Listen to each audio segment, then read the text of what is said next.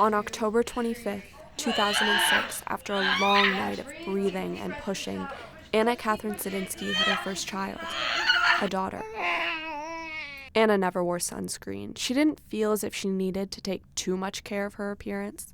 Her dark brown eyes, paler skin, and bigger nose tended to get people intrigued and attracted enough to approach her. And if they didn't, she certainly wasn't afraid to approach them.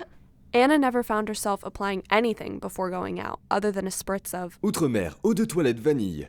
That was the smell she met her husband with. That was the smell she'd given birth with. And that would be the smell Elle would associate so many memories with, forever. Anna grew up in a proper house, or rather, houses. Her mother was a teacher, a woman who gave, but never took, lest you count the guilt she could rack upon you with the slightest of looks. Her father worked for some offhanded business. He went to work, and that's all Anna ever heard of it. She had a brother, too. He was older, lankier, and just a little bit smarter.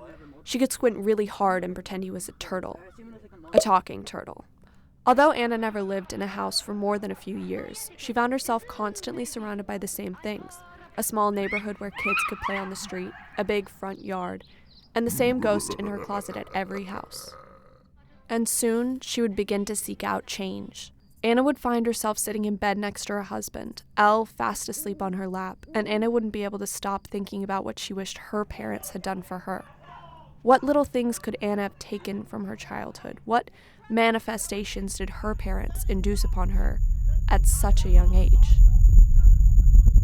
She would fall asleep, feeling those guilty feelings she was so used to as a child, but now not because of her mother's natural glare, but because of Elle. You see, Anna and her husband wouldn't be able to afford a crib for Elle until just before her first birthday.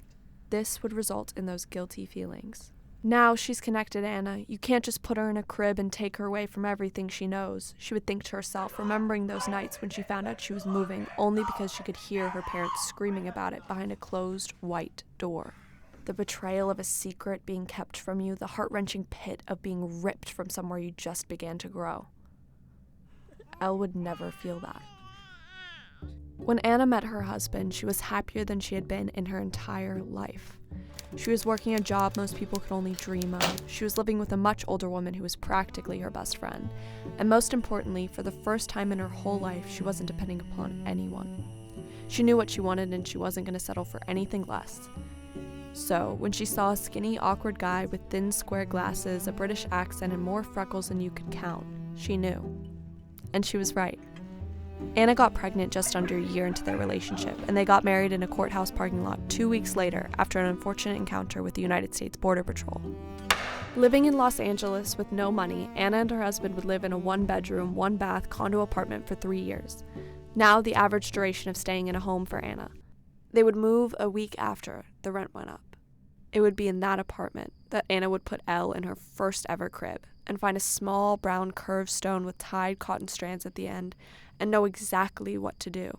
Grabbing a thin black Sharpie and a bottle of perfume, she would quickly begin shaping the manifestations she so wished her parents had given her.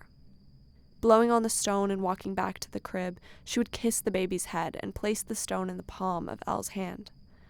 Immediately, her tiny fingers would curl around the cool, smooth surface, fascinated and intrigued by the smell, urging the rock to talk to her like her mother did, not understanding why it smells so familiar but feels so different. Anna would watch, envious of the opportunities she would fight for her daughter to get in this world, and proud, knowing that eventually, Elle would have the courage to fight for those opportunities herself. She would remember the yard, the ghost, the street. She would remember the fighting, the betrayals, and the independence. And suddenly as she had known her husband was the one, she would understand that no matter what Anna could do, Elle would still feel the pain. She would still hear the fights, she would still see the ghosts, and there would be nothing Anna could do about it other than build Elle up strong enough to eventually find herself, just as Anna's parents had done for her.